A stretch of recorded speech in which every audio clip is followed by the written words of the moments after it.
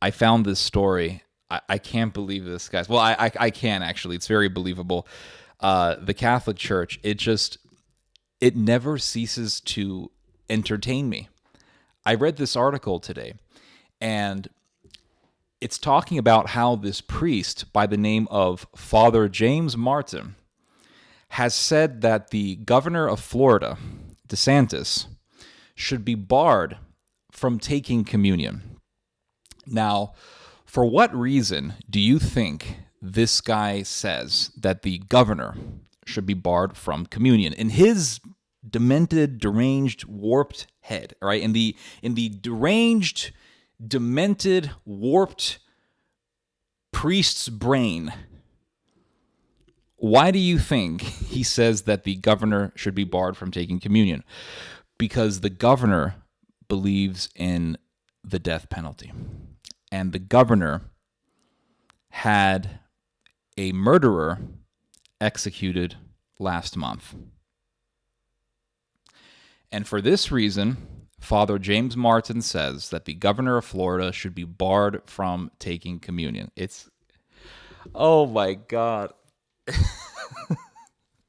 So basically, every Catholic who believes in the death penalty should be barred from taking communion, according to this deranged priest, this lunatic priest. And here's the article. This is from LifeSite News, and it says here that a heretical pro-LGBT Jesuit priest, Father James Martin, has called for conservative Florida Governor Ron DeSantis, who is Catholic, to be denied communion because he supports the death penalty. And check this out. So this is what happened. The governor of Florida signed for a murderer to be executed. This murderer was Donald Dilbeck. Donald Dilbeck murdered a deputy. He stole a vehicle. He stole a car. And somebody made a suspicious person report about this guy, this freak, Dilbeck. And a police officer approached him, and eventually a fight ensued. And the police officer tried to take hold of Dilbeck's knife, and Dilbeck ended up grabbing the officer's firearm and killing the police officer. This guy murdered a police officer. And the name of the police officer was Lynn Hull. He was murdered by this freak.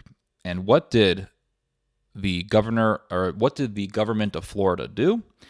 They eventually moved Mr. Dilbeck to a lower security area of the prison, and he ended up doing, I'm not joking, he ended up doing some kind of catering service. And it says here in Wikipedia that in 1990, Dilbeck was working with other inmates on a catering function at the Quincy Vocational Center. Because in America, everybody deserves a second chance. I mean, you murder a police officer, hey, you should be allowed to do catering. And what do you think this freak did? You think he said, you know what? People love me. They're giving me a second chance. I'm in lower security. Wow, I better really appreciate this. They're giving me some second chances here. No. He escaped. This is how this freak escaped.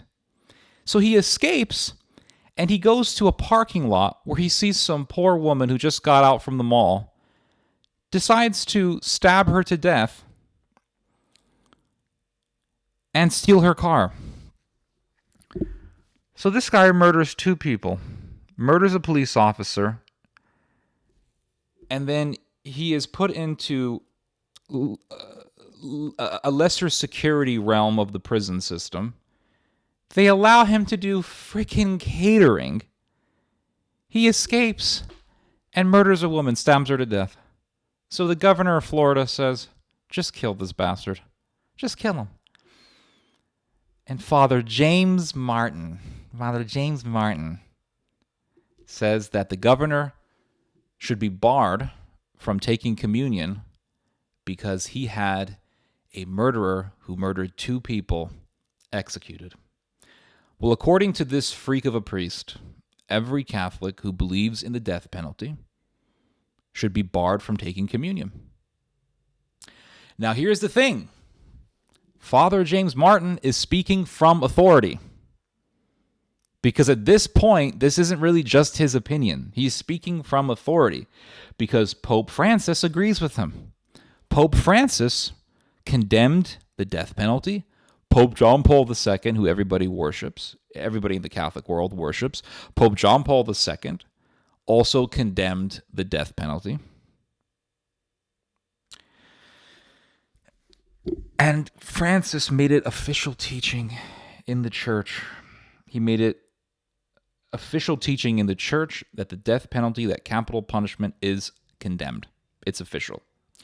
And I'll read to you what the Catechism says. This is what the Catholic official teaching says.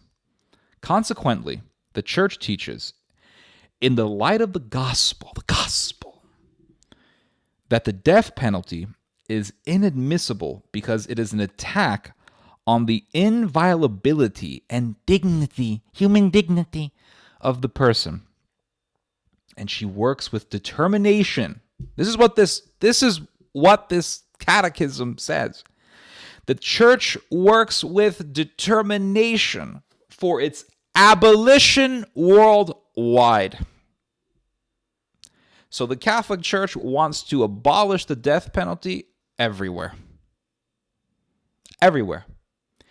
And it wants to defend bastards like this freak who murdered the police officer and stabbed a woman to death, Donald Dilbeck. The Catholic Church defends this freak. So according to really the Catholic Church, it's not just James Martin, because before, you could say, that's just Martin's opinion. That's a priest's opinion. It's just you have one. No. This isn't just some rogue priest. He is representing and reflecting the actual teaching of the institution of the Vatican. So now the Vatican is in the business of defending mass murderers, cannibals, serial killers, child rapists, you name it. The Catholic Church is now defending all of them, which isn't surprising at all, given how many priests have molested and sexually assaulted and raped young children. It's not an exaggeration, by the way. Look at the numbers. It's very real. Considering the fact that the Catholic Church has protected, defended, maneuvered around pedophile priests, predator priests within its own walls, it doesn't surprise me at all that the Catholic Church would defend serial killers and mass murderers, people like Donald Dilbeck, who murders a police officer and stabs a poor woman to death. She was going to the mall. She went to the mall. She did her shopping. She thought, okay, today's a good day. She goes to the parking lot, gets stabbed. The hell kind of life is that? What kind of society? What kind of a society is this? That some monster like this is put in a catering service at some center, where everybody gets a second chance, where he can escape and then murder again. And the Catholic Church doesn't say, hey, this piece of shit. And here's the thing. Oh my God, I almost forgot to mention this. Here's the thing, everybody. The Catechism says that because of modern day prison infrastructure, we don't need the death penalty anymore. By the way, criminals escape from prison all the time. So it's a bullshit argument. But the Catechism says that there is an increasing awareness. Okay, hold on. I have to. There's so much bullcrap in this thing. Hold on. In this Catechism, recourse to the death penalty on the part of legitimate authority following a fair trial. Blah blah blah blah. So it says here. More effective systems of detention have been developed. So therefore, we don't need the death penalty anymore because they just stay within the walls. Well, this piece of shit escaped.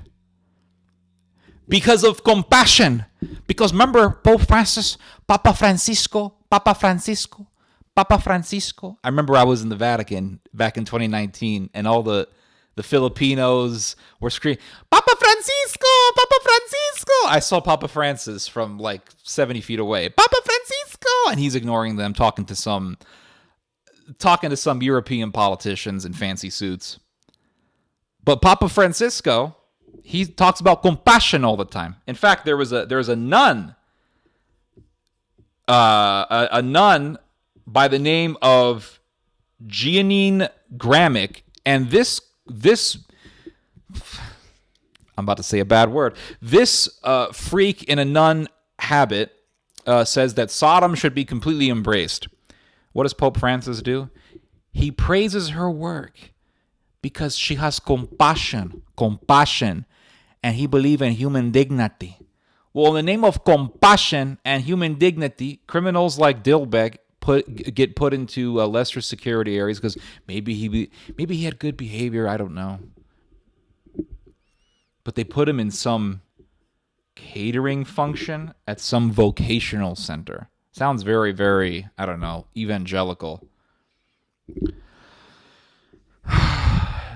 And this piece of shit escapes. Some woman coming out of a mall gets stabbed to death. And the Catholic Church says we don't need the death penalty anymore because of modern prison infrastructure. Well, this piece of shit was in modern prison infrastructure and he escaped.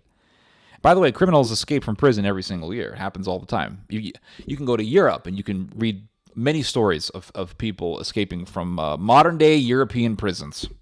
I think Finland has the highest rate of prison escape in all of the European continent.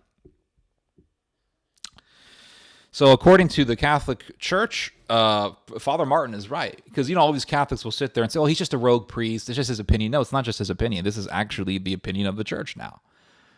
It's the opinion of the church. The church condemns abortion. The church also condemns the death penalty. So, and Father Martin has made this very argument. He said, well, if politicians should be barred from taking communion because they support abortion, because there's a lot of Democrats who are Catholic, then politicians who do the death penalty, who enact the death penalty, should also be barred from communion. And in a way, I'm not saying he's right.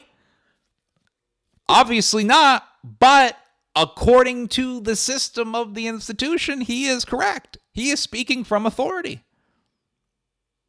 So Father Martin is speaking from a place of what the institution actually teaches. And I'm not surprised at all. Not surprised one bit.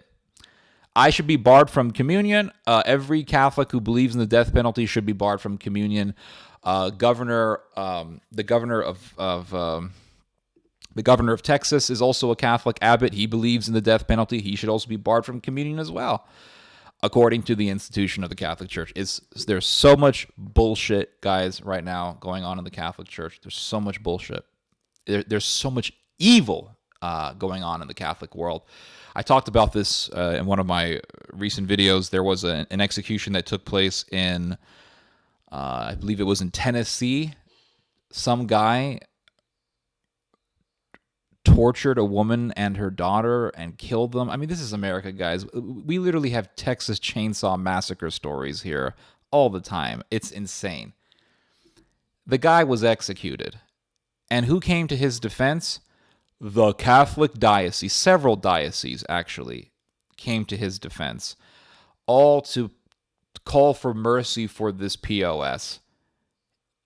This Dilbeck guy, he should have been executed after murdering a police officer, bottom line. But he was put in a catering center, vocational center, serving, what was he serving, cornbread? It's so sickening. There's so much evil in the Catholic Church. So much evil, guys. It's ridiculous.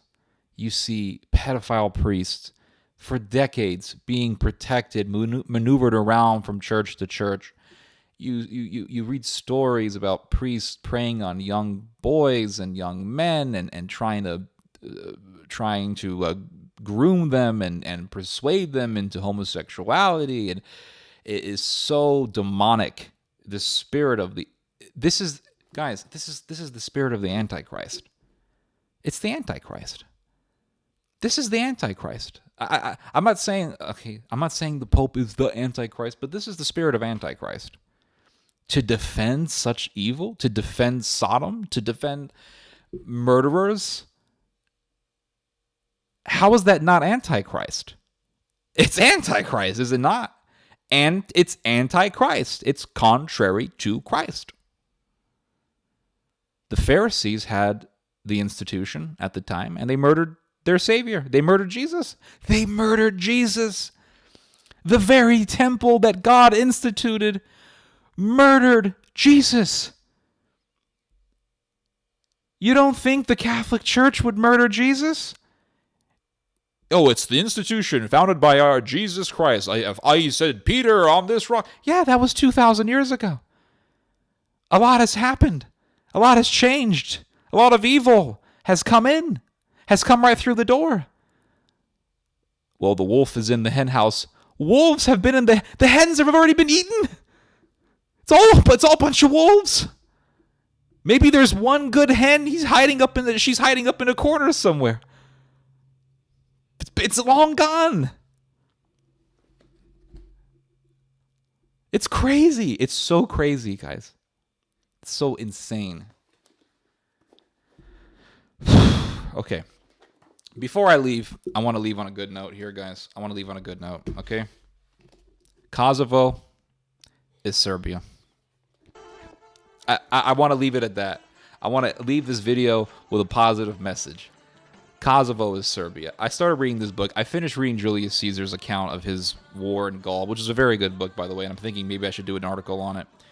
But here is, I started reading this book by Vojen Joksimovic, and he wrote this book back in the late 90s called Kosovo Crisis. I started reading it today. I decided after I was done reading Julius Caesar that I wanted to read something about the Balkans and the history behind it. And he starts out talking about the history of Serbs in Kosovo and how far it goes back. Guys, he puts a map here. Check this map out. He says here, he wrote this in the late 90s. He says that there are 1,300 Serbian Orthodox monuments in Kosovo. And look at this map. Each marking, guys, is of a monastery or the ruins of a Serbian monastery or a church. And a lot of these monuments predate 1459. 1459 is when the Turks took over Serbia. So before the Muslims took over Serbia, the Serbs were already there. The Eastern Orthodox were already there. Okay, so Kosovo is Serbia. I find that to be much more inspiring than some crazy sodomitical priests who want to defend murderers and rapists. Anyway, you guys just heard some theology. God bless.